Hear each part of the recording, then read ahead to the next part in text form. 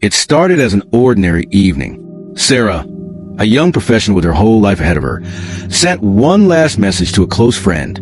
The text was short, uneasy, almost cryptic. Asterisk, he knows. If anything happens, it's him. Asterisk at the time. Her friend didn't know what to make of it. Maybe it was a joke, maybe paranoia.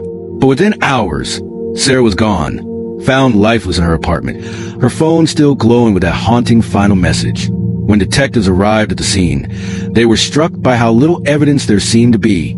The apartment door was locked. There were no signs of forced entry. Nothing appeared stolen, and there was no obvious struggle.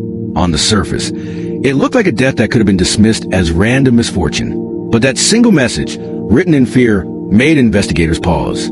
Sarah had left a clue, one that demanded answers. The first question was simple. Who was he? The answer began to unfold through Sarah's phone records.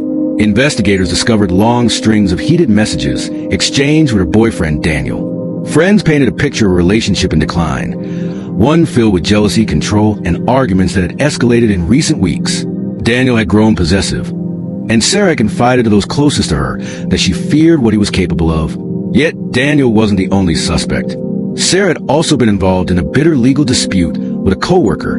Tensions in the workplace had been rising for months, and the case carried heavy financial consequences. This rival stood to gain from Sarah's silence, and detectives couldn't ignore the possibility that her death was more than personal. It could have been calculated. As the investigation deepened, the final text took on greater meaning. Its timestamp revealed that it had been sent only minutes before Sarah's death.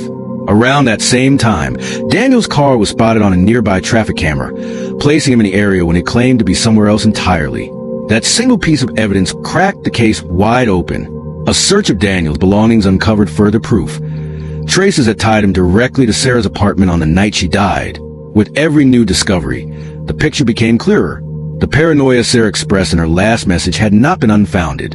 She had sensed the danger, and with her final words, she had named the man responsible. In the end, the case against Daniel was undeniable. He had tried to silence Sarah, but her voice lived on through that text. It became the thread that detectives followed, the testimony she left behind when she could no longer speak for herself. Sarah's story is haunting, but it carries a powerful lesson. Even the smallest message, a few words sent in haste, can hold the key to the truth. Sometimes a single text can be the difference between silence and justice. Turn on notifications to stay updated on our latest true crime stories, as we continue to uncover the chilling truths behind the world's darkest crimes.